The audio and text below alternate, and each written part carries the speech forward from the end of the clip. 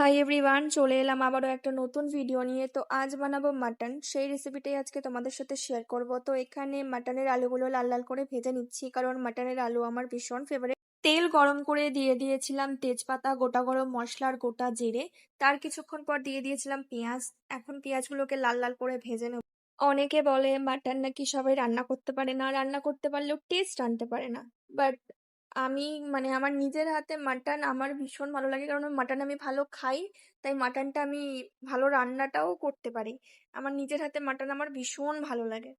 মাটনটা তো আমি আগে ম্যারিনেট করে রেখে দিয়েছিলাম। এখন পেঁয়াজটা লাল লাল করে ভেজে নিয়ে তার মধ্যে এখন মাটনটা দিয়ে দেবো।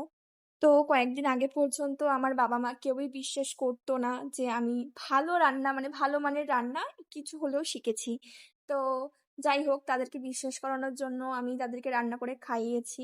দেন আমার বাবা আমাকে রিভিউ দিয়েছে যে না, আমার মেয়ে ভালো রান্না রান্না পারে, মুখে দেওয়া যাবে।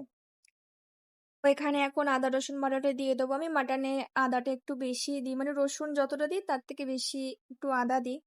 আর মাটন তো যত কষাবে তত ভালো। তো এখন সেটাই করব, মাংসটাকে ভালো করে কষিয়ে নেবো, ভালো করে কষিয়ে নিয়ে তারপরে জল দেবো। তো গাইস, ফাইনালি আমার ভালো করে কষানো হয়ে গেছে। এরপরে আমি জল দিয়ে দেবো। তো ফাইনাল তোমাদেরকে দেখাচ্ছি কেমন হয়েছিল মাটনটা।